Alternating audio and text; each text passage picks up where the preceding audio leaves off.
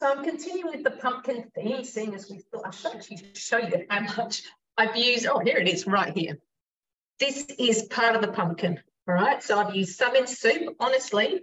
My hand was out here somewhere. I'm about to use some in a pumpkin tart. So huge pumpkin.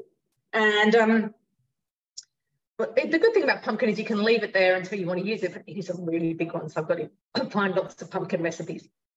Anyway, we are heading to the pumpkin tart. And I've made this before and it is really, really delicious. Got a few things in the way. Preheat the oven. You may be able to hear that. That is doing its thing over there. Grease a pie dish. I've got this beautiful one. It's actually a wedding present from my granny. So been married 30 week, or in the last week. It says 36 years old. Line a baking tray. Just cook extra pumpkin on. So I've just got the pumpkin ready to go. Now I need 30 grams of unsalted butter. So that's going in. 130 grams of carrot. Now, it says carrot and then it says parsnip, 100 grams of parsnip as well. And seeing as I have a husband who doesn't like parsnip, much point in aggravating things, is there? Let's do extra carrot. 70 grams of cheddar cheese. Salt. And salt. Sure, the next one's going to be pepper. Oh, no pepper. Whole milk flour. So I'm still using some of this beautiful wild sourdough flour. Gluten-free. Oops. Okay. 1 tablespoon of chia seeds. So this has just been filled up at the source.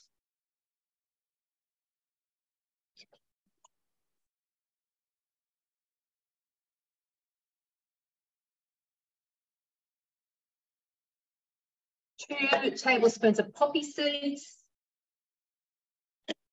Oh, hang on. I think they're the mustard seeds. Oh, dear.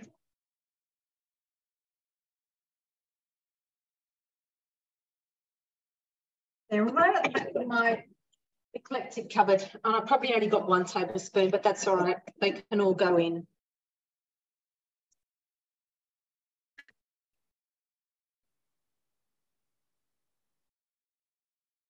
Yeah, those are the mustard seeds. I'm not sure that would have been quite so good.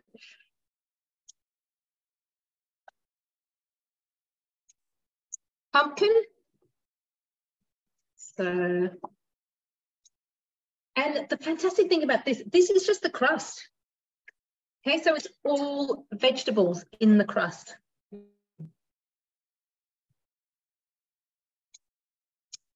Popping my lid on. 4 seconds, speed 7, just chopping it all up.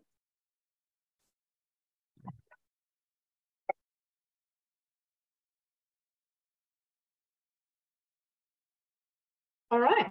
Now, sometimes I find there's quite a bit of mixture, so it might be a little bit too much, but that is everything there all mixed up. That is my crust. It's definitely going to be too much mixture.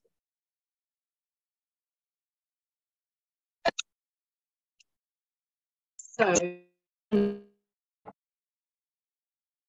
spread it out like this.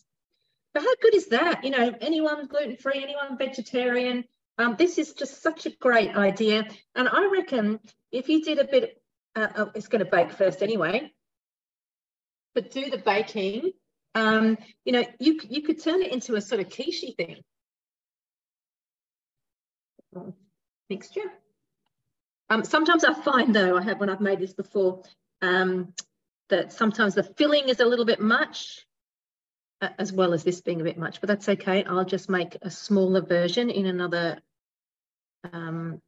container if that is the case.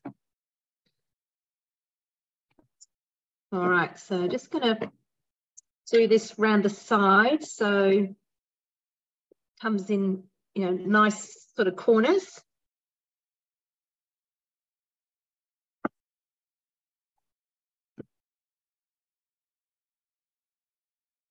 So remember, we've got cheese, vegetables, chia seeds, all sorts of, what else do we have in there? We had a few herbs in there. It's a really lovely crust, really, really good. Just going to wash my hands.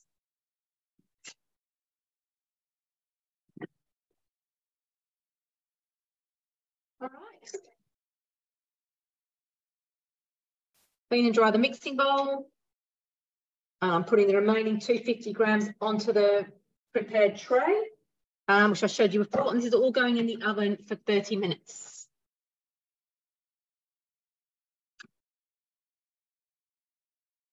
Got to remove a layer of the oven.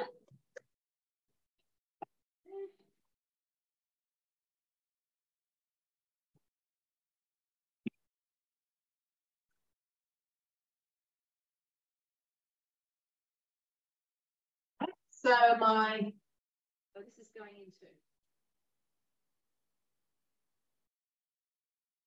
That's a really nice tray from the mix shop, by the way. I love it, silicone.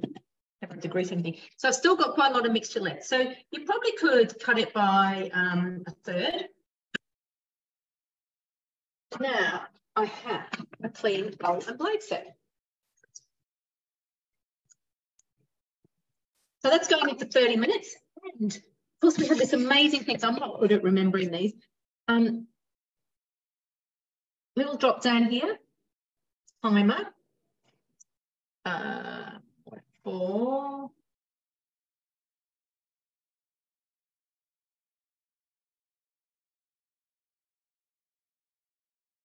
oops. 30 minutes, 31 minutes. All right, so that's just going to remind me, it's just ticking away up there, and it's going to remind me when it's ready. Okay, now I've got my red onion, which I've cut in half. Chili, haven't de-seeded.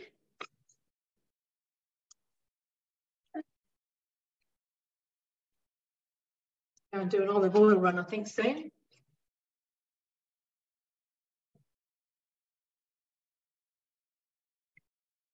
Yeah.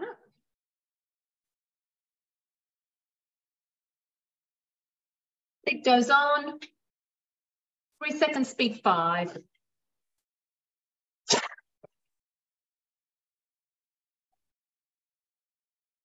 This is another part of my wedding present. Scrape down the sides. Beautiful.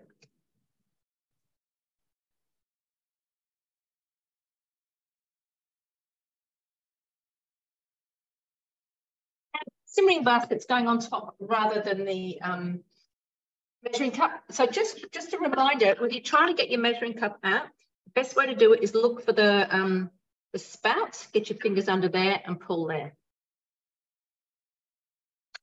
I've got my old TM5 simmering basket. 2 minutes, 100 degrees, speed stir. Okay, so whilst it's doing that, we can check out the preview. Then I'm going to have 1 tablespoon of brown sugar, 60 grams of water, 5 minutes. So we won't hang around for all of this, but anyway, 5 minutes.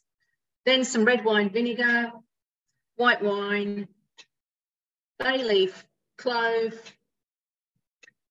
15 minutes. And then what you actually do is you crumble 120 grams of feta cheese over the base, and then you put the onion mixture on top. And then on top of that, I believe, put in a spring onion and some parmesan, chop all that up, and add 2 eggs and some cream. I think I've got that. Put it on, mix all that up, pop it onto the tart,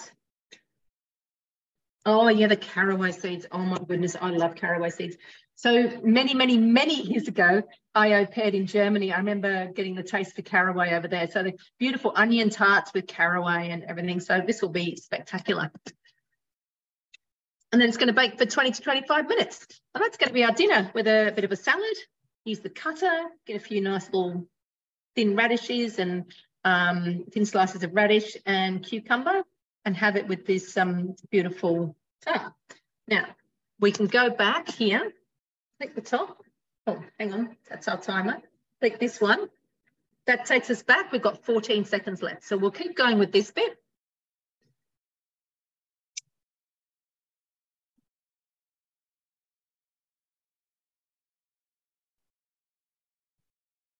One of the things I love, you can actually clean up whilst it's doing it for you. So, that smells. Oh, beautiful. My chia seeds away. Brown sugar.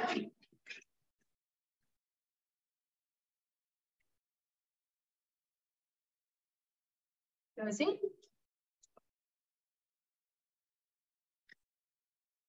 60 grams of water.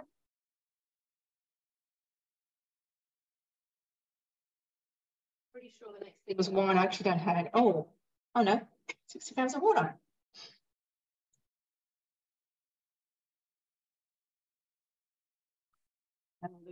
That'll do. Without the measuring cup.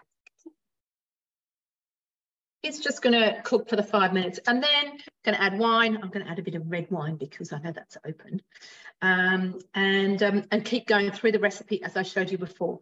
So it's just a really beautiful, savoury, gluten-free, as long as you choose gluten-free flour dish. And as I said, the fact that you're just using vegetables as the crust, that blew me away the first time I made this. It's just really delicious.